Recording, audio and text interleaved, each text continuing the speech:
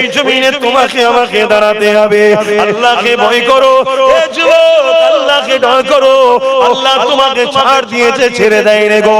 চারিদিকে দেখো তোমার আমার মা বোনেদের জন্য উঠছে, তোমার আমার ভাই বোনকে খুন করছে, তোমার আমার যুব সমাজকে মিথ্যা গ্যাজার কেস দিয়ে এই জালিম নেতা কোন জেলে ভরে দিয়েছে।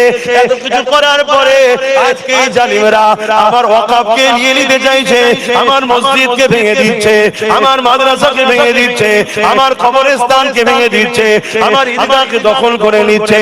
আমার মাদ্রাসায় নাকি জঙ্গি সন্ত্রাস তৈরি হয়, নানা রকম মিথ্যাচার করছে।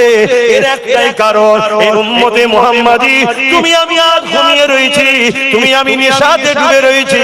গানের নেশা, যাত্রার নেশা, মদের নেশা, লড়ারির নেশা, জুয়ার নেশা, বেঈমান চরিত্রহীন নেতাদেরকে জিতাবার নেশা তুমি আমি ব্যস্ত রয়েছে। এদিকে তোমার আমার পিছনে ইসলামের দুশমনেরা তারা ইসলামকে মিটাতে লেগেছে।